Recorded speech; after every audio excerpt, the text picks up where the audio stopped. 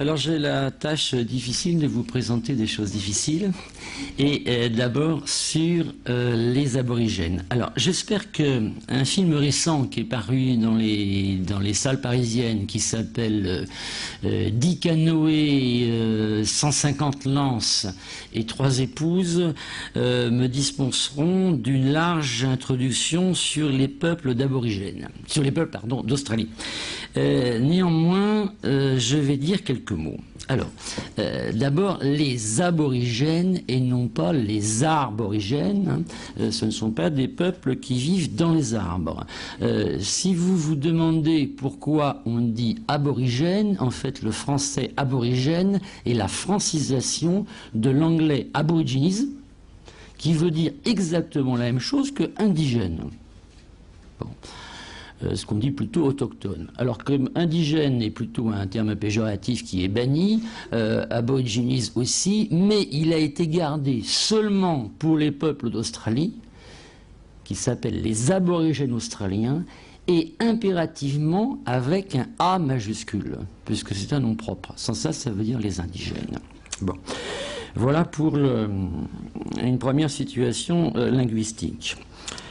Alors, tous ces peuples, bon, qui étaient des peuples, enfin, qui sont encore les peuples autochtones d'Australie, la colonisation remonte à 1788 exactement, quand le capitaine Cook installe une petite colonie, qui deviendra une colonie pénitentiaire toute petite, à Botany Bay, qui deviendrait Sydney en 1788. Avant, très peu de contacts. Quelques-uns, mais très peu. Alors, ce qui nous intéresse, c'est comment ces peuples autochtones vivaient. Ils n'avaient pas d'agriculture, pas d'élevage, pas de métallurgie, pas de tissage, etc. C'était des peuples qui vivaient de chasse aux animaux, de cueillette, de ramassage des mollusques, de pêche, etc. C'était des peuples qu'on appelle chasseurs-cueilleurs, exactement comme les pygmées d'Afrique ou les Bochimans, qu'on appelle maintenant plutôt les San d'Afrique du Sud, qui occupaient une grande partie de l'Afrique du Sud, ou encore les Inuits, pour employer le terme qu'on emploie pour désigner les Esquimaux. Donc c'est parmi ce grand ensemble de peuples chasseurs-cueilleurs qu'on situe les aborigènes australiens qui peuplaient exclusivement l'ensemble du continent australien. Il n'y en avait pas d'autres. Alors ils sont tous très différents les uns des autres et les aborigènes australiens en particulier sont très différents dans les religions par rapport à d'autres peuples chasseurs-cueilleurs.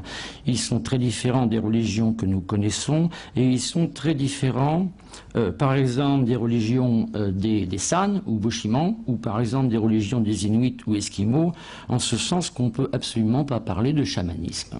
C'est une religion complètement différente dont je vais vous parler. Alors avant, pour fixer les idées, quelques images, quelques photos que j'ai choisies anciennes pour, disons, représenter le mode de vie de ces gens-là et le mode de vie, leur mode de vie traditionnel. Bon, à l'heure actuelle, évidemment, ils sont habillés à peu près comme vous et moi. Ils ont un compte en banque, etc. Bon, ils ne sont pas forcément très très riches. Je signale que certains aborigènes sont des artistes maintenant internationalement reconnus. Donc là, je vous passe des images qui sont en gros entre 1890 et 1930. L'image du centre d'ailleurs. Donc voilà un homme, un groupe d'hommes un petit peu âgés, une hutte de branchage qui est une hutte d'un campement typique du centre. C'est une photo de 1897, c'est une des premières d'ailleurs prises par des grands anthropologues de l'époque. Alors là, c'est un groupe de vieux, voilà des enfants, et ces enfants font quelque chose qui est typique. Ils utilisent le bâton à fouir pour déterrer des ignames ou des tubercules qui serviront à manger. On a très peu d'images de chasse. Bon, je vous en ai pas pris. Alors, ils ne sont pas toujours tout nus, ils font énormément de cérémonies. Certaines cérémonies sont des cérémonies religieuses, mais d'autres sont des cérémonies qui ne sont pas du tout religieuses, pour s'amuser. Alors je vous en montre certaines qui sont à moitié religieuses, pas complètement. Alors voilà des décors typiques qui sont faits avec du duvet. Alors bon, ils fixent d'une façon très particulière les choses sur leur corps et on met du duvet pour faire une décoration. Voilà par exemple une danse. Des groupes aborigènes sont venus aussi, ils ont fait des tournées internationales pour danser des danses de leur traditionnelles. Voilà une très ancienne photo, une des premières. Donc ils sont décorés pour des cérémonies ou des fêtes. Voilà encore une. Voilà. Alors, avant de commencer sur les religions, l'Australie aborigène, au moment du contact, c'était 500 langues différentes. 500 langues ou dialectes différents.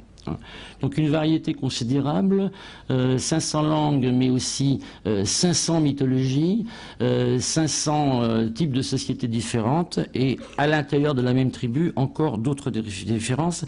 C'est pour vous dire qu'il y a une variation qui est colossale, une variation qui est d'autant plus colossale qu'il n'y a pas une église qui gère et puis qui codifie les choses, et que aucun ethnologue, ni même tous les ethnologues ensemble, ne connaissent les 500 tribus, parce que d'abord plusieurs ont été exterminés avant d'être étudiés, et j'estime qu'on en connaît au mieux, on en connaît bien, pas plus que 3 ou 4, dont je vais d'ailleurs vous parler, et je ne vais pas rentrer dans les détails dans une conférence publique, je vais essayer de dégager le tronc commun. Ce qu'il y a de minimum, ce qui est général à toutes ces religions. Alors, je crois que la première caractéristique qui avait été dégagée par des grands anthropologues autrefois, c'est que ce sont des religions à initiation, c'est-à-dire des religions à secret. Il existe des rites secrets, il existe peut-être pas des mythes, mais des morceaux de mythes qui sont secrets. Et il existe aussi des cérémonies qui sont secrètes, et enfin des lieux qui sont secrets et où les gens qui ne sont pas habilités ne doivent pas aller, en particulier les non-initiés. Évidemment, on est aux antipodes d'une religion prosélytiste. C'est pas une religion qui cherche à proliférer, mais plutôt une religion qui réserve un certain nombre de choses et de savoirs à des initiés. Je pense que le seul parallèle que nous avons dans notre histoire depuis les Grecs, ce sont les cultes à mystère des Grecs et des Romains. Je vous signale de l'heure que ces cultes à mystère étaient si bien gardés que certains de ces cultes, nous ne savons pas encore à l'heure actuelle qu'est-ce qu'ils faisaient, dans certains cas. Alors, d'abord, l'initiation australienne. Alors, ce qui est très connu sur l'initiation australienne, c'est qu'elle comporte des épreuves très grandes, et même des épreuves terribles, qui sont variables selon les régions. Dans le sud-est, c'était l'avulsion dentaire du novice, c'est-à-dire on cassait une dent devant. Dans pratiquement tout le centre, les 3/4 de l'Australie, c'est la circoncision, qui est... Vous savez tous ce que c'est que la circoncision, qui est suivie dans une très grande partie de l'Australie par la subincision, qui est quelque chose de très différent. On ouvre le pénis sous l'urètre et on le laisse ouvert tout le long. C'est ce que les Anglais, les premiers à avoir décrit ça, ont appelé le rite terrible. C'est quelque chose, évidemment, qui n'est pas très joyeux. Alors, ces rites comprennent des épreuves. Ils sont très longs. Pour un seul individu, en général, ce ne sont pas des rites collectifs. On initie un enfant, donc avec un groupe d'hommes, et il dure plusieurs mois. Alors évidemment, il y a le mois pour cicatriser la première plaie, etc. Mais ce sont plusieurs jours de cérémonie. Ces initiations sont obligatoires à la puberté, partout à la puberté, mais quand j'ai dit qu'ils étaient très longs, par exemple dans le centre, dans les tribus Aranda, la première initiation, circoncision et circoncision, se fait à la puberté, mais la dernière cérémonie d'initiation ne se fera que vers l'âge de 40 ans, qui comporte aussi d'autres épreuves tout aussi terribles sur lesquelles je ne m'étends pas, mais c'est pour vous souligner que l'initiation est quelque chose de très long, de très compliqué. Initiation en français veut dire être initié. Être initié à un mystère ou à un secret. Et là, je l'emploie au sens d'être initié à un mystère au sens religieux. Et ce n'est pas la même chose qu'un rite de passage. C'est-à-dire que ces initiations sont une initiation religieuse et en même temps un rite de passage. Bon, le garçon, quand il est dans le camp de circoncision, on lui apprend les règles, on lui apprend à bien se comporter dans la vie sociale, c'est-à-dire apporter du gibier à son beau-père, etc. Au besoin, on lui donne quelques coups, mais on lui révèle aussi les mystères de la religion qui ne sont pas accessibles aux non-initiés.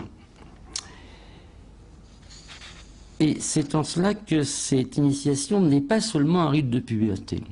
En ce qui concerne les filles, je dirais qu'il y a seulement ou principalement un rite de puberté. D'ailleurs, les cérémonies des filles sont sans commune mesure avec les cérémonies des garçons et ne donnent pas droit à la fille de voir de toute façon les objets sacrés. Les initiés, ce sont en Australie, comme dans maintes sociétés, comme la Nouvelle-Guinée ou dans certaines sociétés en Afrique, ce sont les hommes masculins adultes ayant passé l'initiation, ce qui exclut l'ensemble des enfants et des femmes. Je vais faire tout de suite une remarque sur la notion de sacré. On assimile quelquefois et toujours abusivement religion et sacré. Domaine de la religion, on emploie domaine du sacré dans le sens où domaine de la religion. En fait, le sacré, c'est une région particulière du religieux, et c'est une région qui est, sinon interdite, du moins réservée. Alors, je vais prendre l'exemple du catholicisme. Ce qui est saint, il n'y a pas de problème avec ce qui est saint. L'Église, elle est consacrée, elle est sainte. Tout le monde peut rentrer dans l'Église. Le lieu est consacré. Mais le cœur de l'Église, il est sacré, et encore plus le sti est sacré, et aucune femme n'y a accès, et aucune femme ne peut être ordonnée prêtre, et aucune femme ne peut dire la messe. Donc, ce que je veux dire, c'est pas parce que je dis que les femmes n'ont pas accès au sacré qu'elles n'ont pas de vie religieuse. Bien entendu, elles ont une vie religieuse comme les femmes qui vont à l'église, mais elles ne sont pas ordonnées prêtres. Et là, c'est pareil, les femmes sont exclues de quelque chose que, par analogie avec nos religions, on appelle le sacré. Je pense d'ailleurs de façon légitime. C'est une partie réservée, une partie qui est dangereuse, une partie réservée, une partie interdite à ceux qui ne sont pas habilités, et là, à ceux qui ne sont pas initiés. Donc les femmes ont une vie religieuse, j'y insiste parce qu'il y a eu énormément de controverses sur cette question-là, mais elles ont une vie religieuse jusqu'à un certain point. Par exemple, dans l'initiation, et des très anciennes observations sur l'initiation, de gens qui disaient les objets sacrés sont totalement interdits aux femmes, dans l'initiation, tout commence par une danse des femmes. Elles ont un rôle très important, les hommes viennent, il y a un aller-retour entre les hommes et les femmes, comme une lutte entre deux sexes, et à partir d'un certain moment, les femmes ne sont plus là, et elles ne reviendront plus sur le terrain de l'initiation. C'était mon premier point, voilà mon deuxième. C'est-à-dire la deuxième grande caractéristique de ces religions aborigènes d'Australie. C'est l'existence et l'importance de ces objets sacrés. Je vais insister tout de suite pour dire que quand je dis sacré, je n'emploie pas un mot à la légère et je traduis des mots qui sont dans les langues aborigènes. Par exemple, en Naranda, qui est une tribu sur laquelle nous sommes très bien informés, le mot est Churunga. C'est celui que vous voyez au tableau, dont je vais vous parler. Les objets sacrés par excellence, on dit seulement ce sont des Churunga. Ça ne vous éclaire pas, mais on va en parler. Un lieu qui est sacré, on dira que ce lieu est Churunga. Il y a des objets qui sont tellement Churunga, on dit simplement les Churunga. Mais il y a des chants de Churunga, des rituels Churunga, et puis des rituels qui ne sont pas Churunga. Et tout ce qui est Churunga, les non-initiés, tout ce qui est Churunga, les non-initiés ne peuvent pas le voir. Et ce mot-là, comme je vais vous le montrer, qui est différent dans chaque langue, bien entendu, parce que je vous ai dit qu'il y avait 500 langues, hein, c'est le mot-clé des religions aborigènes. Alors, les objets sacrés. Ils sont de plusieurs types, mais je vais vous en parler de deux. D'abord des rhombes. Le rhombe est un instrument sonore ou musical. C'est une petite planchette oblongue attachée à une corde que l'on fait tournoyer autour de soi et qui fait un bruit. C'est en forme de losange, c'est pour ça qu'on l'a appelé rhombe, rhombe étant le mot grec pour losange. Donc on le fait tournoyer au-dessus de sa tête, autour de soi, on peut même faire raser le... voilà des rhombes australiens. C'est long à peu près comme ça, et puis il y en a des plus courts, il y en a des plus petits, des moins courts. Alors vous voyez qu'au bout il y a un petit trou, ça c'est un rhombe ancien. En voilà un autre avec des dessins un petit peu différents. Voilà un rhombe avec une ficelle, hein, donc, qui permet de faire tournoyer. Ce type d'objet est très répandu dans un certain nombre de sociétés, que ce soit en Nouvelle-Guinée où il existe, ou que ce soit en Afrique, ou que ce soit en Australie, il a toujours la même signification. Au son du rhombe, tous les non-initiés doivent disparaître et se cacher. Le son du rhombe est censé être la voix d'un esprit menaçant, dévorateur, qui va surtout dévorer et menacer les enfants et les initiés. C'est la même signification partout. Aussitôt que retentit la voix du rhombe, que les non-initiés n'ont jamais vu, qui sont cachés, donc ils ne savent pas que c'est la voix d'un instrument, ils peuvent croire que c'est la voix d'un esprit. C'est la croyance. Et aussitôt que retentit la voix du rhombe, tous les non-initiés doivent disparaître.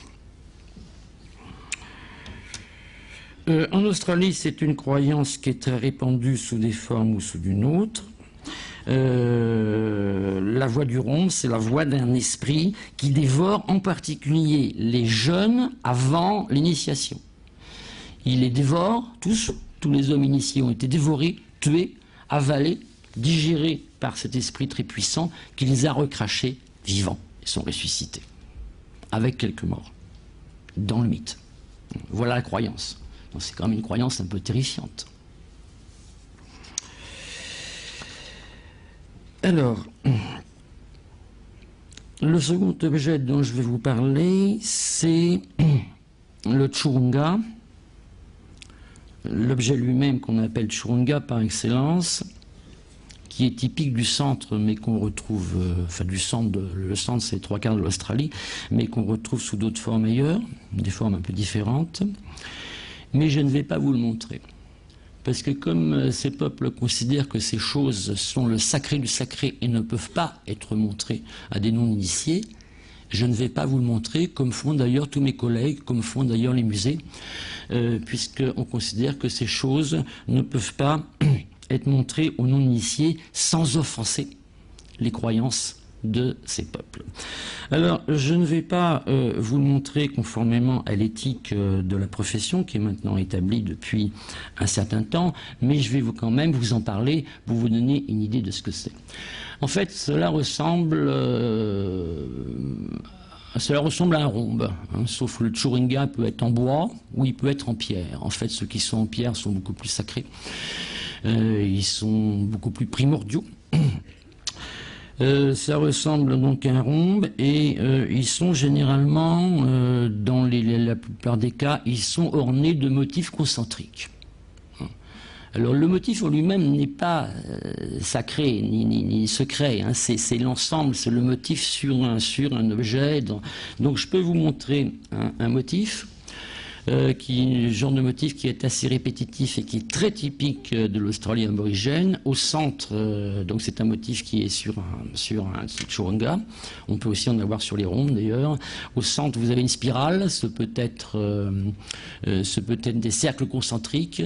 Cela représente presque invariablement, pas toujours, hein, on ne peut pas deviner le sens hein, si on ne vous explique pas ce que c'est, mais cela représente presque invariablement un trou d'eau, le trou sacré ou qui organise le paysage et la religion.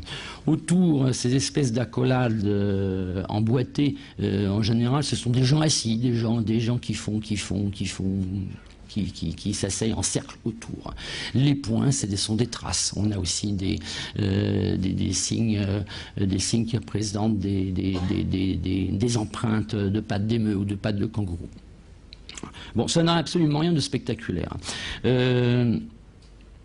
Quand même, il faut préciser que ce motif du cercle ou des cercles emboîtés ou des spirales est un motif totalement typique de l'Australie, dont on a des témoignages depuis à peu près moins 40 000. Alors voilà quelque chose d'assez ancien qui est en fait de Tasmanie avec des cercles. C'est un relevé parce que si je vous montre les rochers, vous ne pourrez pas les lire. C'est un relevé d'un rocher. Vous voyez en particulier une spirale. Ce sont des choses très anciennes qui remontent à peu près à moins 30 000 ans. Donc il y a vraiment une tradition qui perdure. Hein, et qui s'inscrit de façon différente sur des rochers ou sur des pierres ou sur des objets. Alors je signale aussi que ce sont encore des motifs que l'on retrouve dans l'art contemporain actuel, des artistes aborigènes.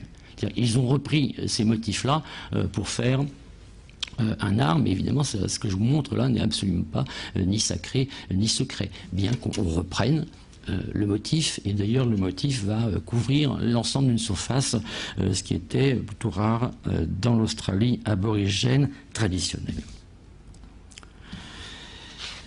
Alors maintenant, je vous ai dit, l'initiation, c'était la révélation de quelque chose. Évidemment, quand on est initié, on va pouvoir voir les rhombes, on va pouvoir voir les objets sacrés. C'est la révélation de quelque chose, mais c'est pas seulement la manipulation possible des objets, c'est la révélation de quoi?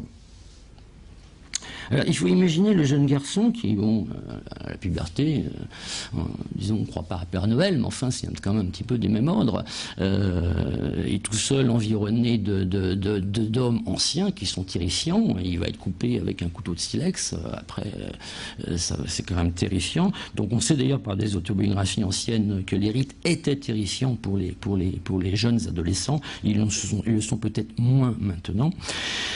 Donc, ils croient effectivement qu'ils vont être dévorés. Ils croient qu'ils vont être tués, et comme le mythe dit qu'il y avait un certain nombre de morts avant, ils ne sont pas tout à fait sûrs de ressusciter. Et aussitôt que la coupure du prépuce est faite, qu'est-ce que font les hommes? Ils prennent le rhombe, ils le mettent sur le pénis du jeune garçon, et qu'est-ce qu'ils lui disent? Et là, je vais traduire ce que disent plusieurs rapports, qui vont tous dans le même sens, dont certains sont très anciens, et dont on n'a pas tenu compte. Ils lui disent « l'esprit qui devait te dévorer n'existe pas ».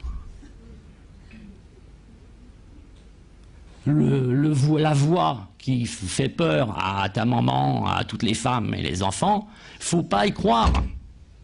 Ça n'existe pas. C'est nous qui faisons ça, voilà. Et toi, tu pourras le faire maintenant. C'est ça que je trouve extraordinaire dans cette religion, qui est une religion à révélation, à secret. C'est que le contenu de la révélation, c'est que le grand esprit méchant, le grand méchant loup, le Père Noël, il ne faut pas y croire. C'est extraordinaire. Il faut quand même y réfléchir.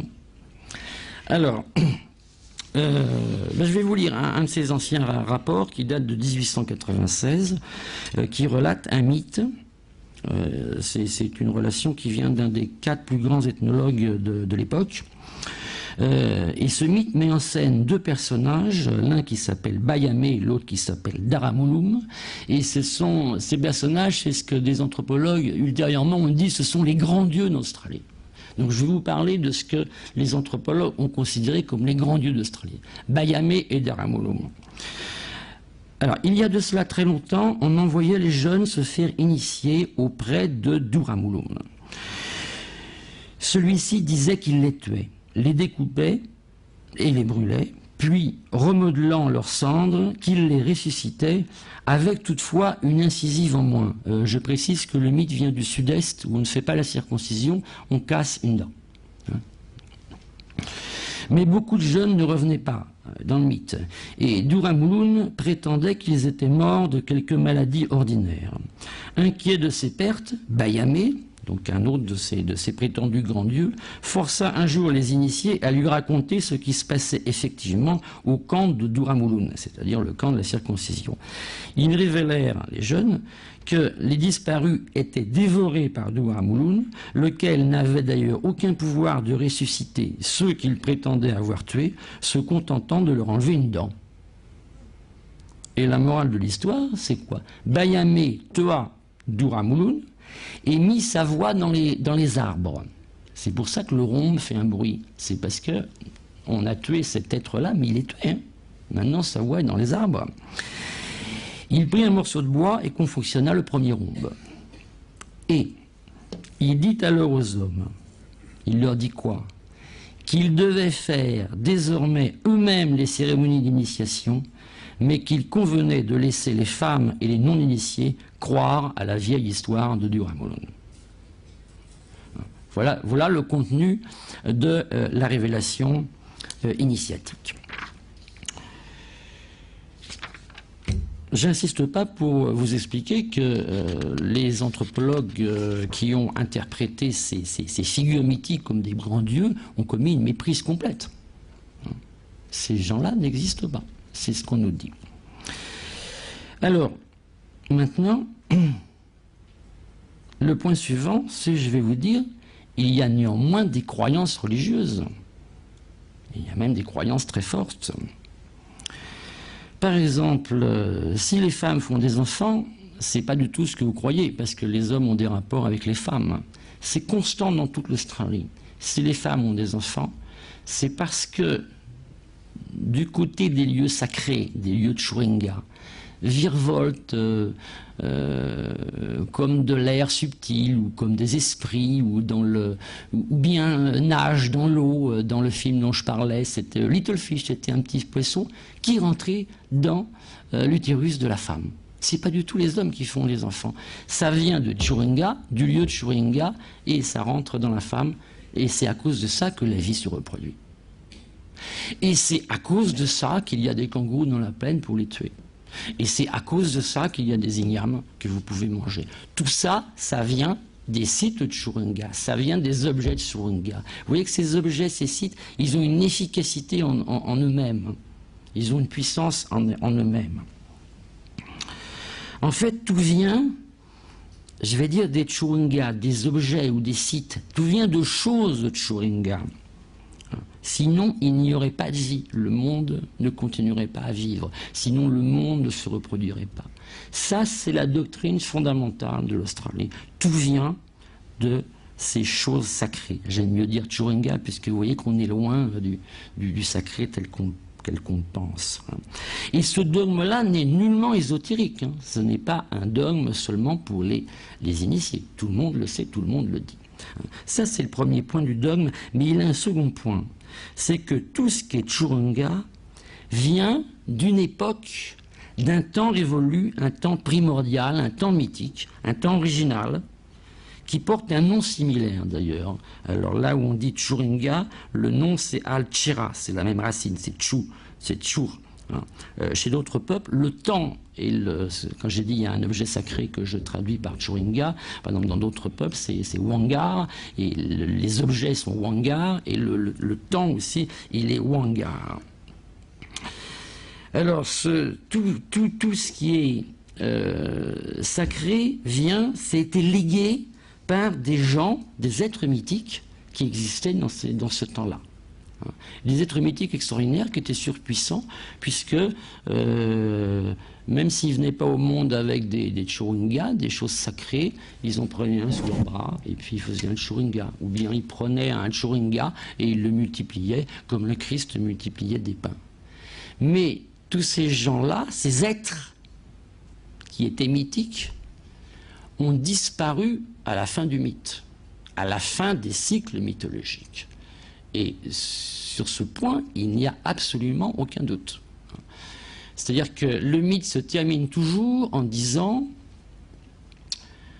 les êtres du temps du rêve, ah pardon, je n'ai pas encore expliqué ce que c'est que les êtres du temps du rêve, les êtres du temps du mythe, hein, une fois qu'ils ont fini leurs travaux, ils ont des aventures très très très longues, très compliquées, et à un moment, ils sombrent dans le sol. Et on ne le reverra plus jamais.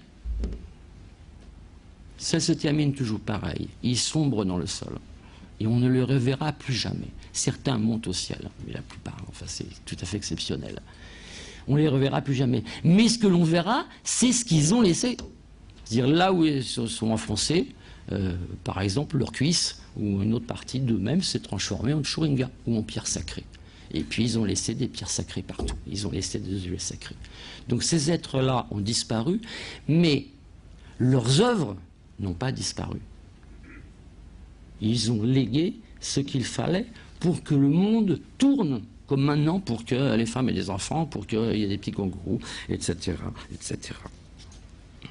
Alors, ce temps mythique, ce temps dont je dis qu'il est révolu, il est peuplé par des êtres mythiques aussi qui sont révolus. Ce temps mythique, c'est ce qu'on appelle en général, enfin c'est ce que les anthropologues anglo-saxons ont appelé le dream time, le temps du rêve. Bon.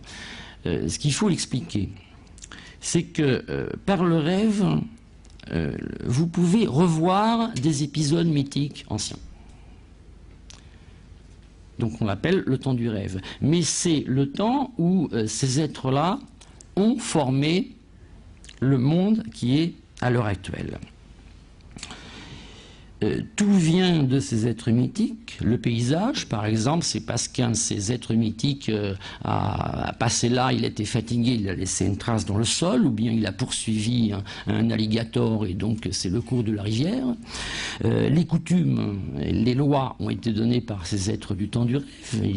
Ils ont dit qu'il fallait faire la circoncision, ils ont dit comment il fallait faire, ils ont dit qu'il fallait aussi cacher la chose aux femmes. Bayamé tout à l'heure, c'est ce qu'il a fait, dans l'exemple que j'ai pris. Et aussi, ils ont laissé ces objets sacrés. Ces êtres du temps du rêve, ces êtres mythiques, n'existent plus, mais ils ont laissé leurs œuvres pour l'éternité. Et je n'emploie pas ce mot en vain. C'est-à-dire que l'éternité, au sens où, dans le christianisme, on dit il a créé pour l'éternité, il sera maître du monde pour l'éternité. Là, l'éternité, elle est liée aux choses, aux objets, qui possèdent cette puissance de reproduction. Donc, en résumé, la doctrine centrale, elle est en quelque sorte double. Tout en ce monde vient des objets sacrés, des churungas, et les objets sacrés eux-mêmes viennent d'êtres mythiques, mais qui ne sont plus. C'est pour ça qu'on peut dire alternativement, tout vient des objets sacrés ou tout vient de ce temps mythique. Parce que dans ce temps mythique, il y a eu des gens qui ont laissé des choses permanentes. Alors, petite précision qui n'est peut-être pas si petite, c'est que vous allez me dire, ces êtres du temps du rêve, ces êtres mythiques, pourquoi c'est pas des dieux? Je vous dis qu'ils n'existent plus, mais vous n'êtes pas forcé de me croire. Bon, ils n'existent plus parce qu'ils n'ont aucun rapport avec les hommes. C'est pas seulement qu'un dieu qui s'est retiré au sol, c'est que les humains ne s'adressent pas à eux. Ils ne leur font pas d'offrande. Il n'y a pas de sacrifice, notoirement en Australie. Ils n'adressent pas des prières. Il n'y a aucun rapport. Les êtres du temps du rêve n'envoient pas des présages. Ils ne font pas une demande, ils ne demandent pas quelque chose. Il n'y a pas rien d'analogue à la pitié. Il n'y a pas de rapport, il n'y a pas de façon générale de confrontation entre ces êtres du temps du rêve et les humains. Ni à l'heure actuelle, dans le monde actuel, ni même dans le temps du mythe. Dans le temps du mythe, il n'y a que des êtres du temps du rêve, il n'y a pas d'hommes. C'est seulement à la sortie qu'il y a des hommes.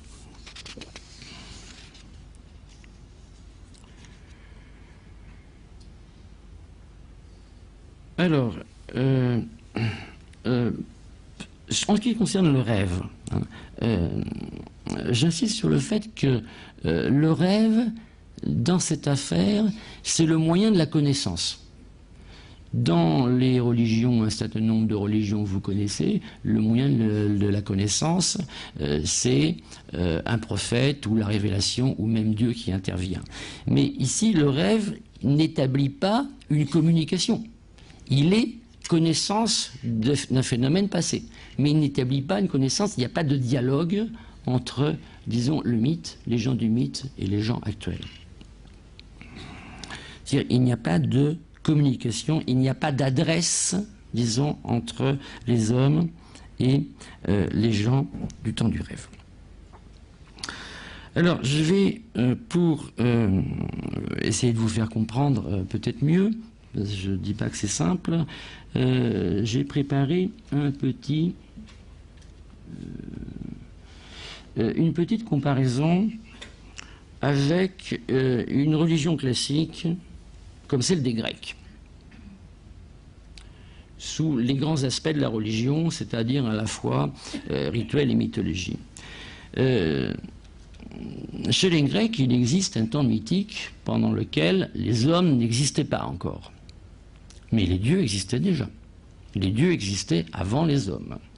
Après, il a existé un temps mythique où les hommes existaient et les dieux d'une façon concomitante. C'est par exemple le vol du feu de Prométhée. Prométhée vole le feu aux dieux et le donne aux hommes. Donc les dieux sont contemporains des hommes. Il y a un rapport entre les deux. Alors j'ai essayé, je sais... voilà. Donc, en partant normalement dans le sens du temps, au début, il y a seulement des dieux qui combattent des géants, des titans, mais il n'y a pas des hommes. La première partie, c'est l'ensemble du mythe, le temps du mythe. Après, pendant le mythe, les hommes sont venus à être créés. D'ailleurs, ce n'est pas un moment important de la mythologie grecque, mais les hommes sont là. Mais un moment important de la mythologie grecque raconte les démêlés entre les hommes et les dieux. Prométhée vole le feu, le donne aux hommes, Zeus n'est pas content, donc il envoie Pandore, c'est l'origine de plusieurs mots, enfin de tous les mots de la Terre même. Ce temps du mythe règle aussi, d'ailleurs dans le même mythe de Prométhée, les rapports rituels entre les hommes et les dieux. Par exemple le sacrifice. Il dit que les hommes doivent faire des sacrifices aux dieux. En particulier, les hommes pourront manger la chair, c'est toujours la ruse de Prométhée, mais les dieux, ils pourront manger le fumet. Ce que je veux dire, c'est que dans le temps du mythe lui-même, les hommes sont confrontés aux dieux, ils coexistent, ils sont confrontés, et il existe dans le temps du mythe le même genre de rapport que dans le temps actuel.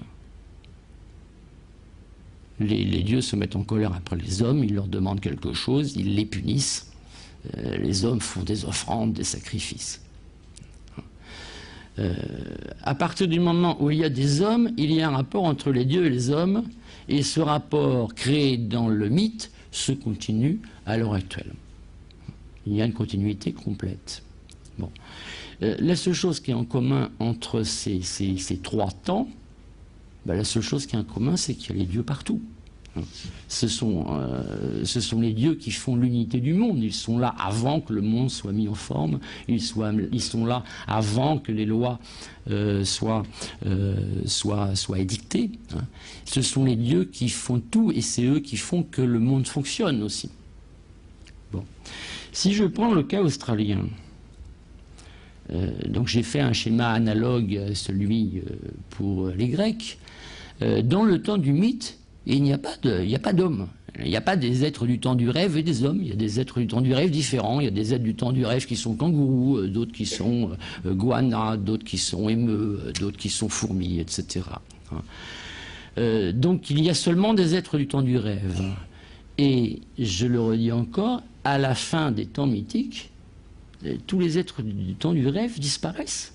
Dans le temps actuel, il n'y a pas d'être humain du rêve, il n'y a que les hommes seuls. Comme en fait ce que disaient les hommes au moment de l'initiation aux petits garçons. C'est nous qui manipulons le rhombe. Nous sommes seuls. Donc c'est très différent de ce qu'on avait avant. Avant, disons, la continuité du monde et même le fait que le monde continue à être, le fait qu'il se reproduise, venait des dieux, de la puissance des dieux. Ici, c'est pas ça. Ça peut pas être ça. Ni dans le temps mythique, ni dans le temps actuel, il y a un rapport entre les deux êtres. La continuité du monde, elle est où? Elle est dans les objets sacrés.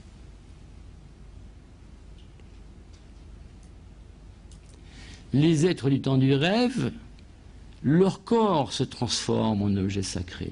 Ils en créent, ils les multiplient et ils les lèguent aux hommes. Donc les êtres du temps du rêve lèguent des objets sacrés. Est-ce que je l'avais mis? Oui, je l'avais mis ici, mais vous ne voyez peut-être pas, c'est tout petit. Et ce sont ces objets sacrés qui font la continuité. Ce sont les objets sacrés qui font la continuité et, je dirais, l'essence même de la croyance australienne. Alors, je pense qu'il va y avoir beaucoup de questions. J'ai fait volontairement un exposé court. Je vais essayer de résumer en quelques phrases mon propos. Dans la plupart des religions, les dieux existaient dès l'origine, ce qui est raconté ordinairement dans les mythologies. Ce sont les dieux qui ont créé le monde, ou du moins lui ont donné sa forme actuelle, comme ils ont donné aux hommes les lois qu'ils doivent suivre. Dans le monde tel que le connaissent les hommes, c'est-à-dire le monde actuel, ce sont encore les dieux qui assurent son bon fonctionnement. Les religions australiennes sont très différentes. Ce sont des êtres des temps mythiques qui ont mis en forme le monde. Ça, c'est la même chose. Et ce sont encore ces êtres qui ont donné aux hommes leurs lois. C'est encore la même chose. Mais une fois ces actions accomplies, ils ont disparu. Ils ne gèrent pas le monde. Ce sont les choses léguées par eux qui suffisent à faire fonctionner ce monde. Ce sont ces choses qui suffisent à assurer en particulier la reproduction du monde, comme elles suffisent à assurer la reproduction des hommes et des espèces animales ou végétales dont vivent les hommes. Car ces choses, les Tshurunga ou objets sacrés, elles concentrent en elles en fait toute la puissance créatrice des êtres mythiques dans la mythologie australienne. Ou encore elles concentrent en elles toute la puissance créatrice des dieux dans les religions à Dieu.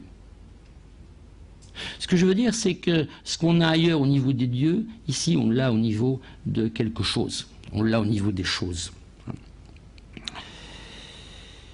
Alors ce qu'on appelle Dieu en général, et pourtant il y en a des très différents dans toutes les religions du monde, ce qu'on appelle Dieu en général, bon, ce sont des entités spirituelles, ça c'est aucun doute, ce sont toujours des entités personnelles, c'est pas une chose, ce sont des entités surpuissantes, toujours beaucoup plus puissantes que les hommes, on peut pas, les hommes ne se confrontent pas validement avec les dieux, et ce sont aussi des entités qui existent à l'heure actuelle, c'est-à-dire actives dans le monde actuel, c'est-à-dire après le temps du mythe, c'est-à-dire des êtres dont l'action se prolonge au-delà de la période mythologique, ce qui n'est pas le cas des êtres du temps du rêve dans la mythologie australienne. Et c'est dans cette mesure que je dis que les religions aborigènes australiennes sont des religions totalement originales, ce sont des religions sans Dieu. Je vous remercie de votre attention.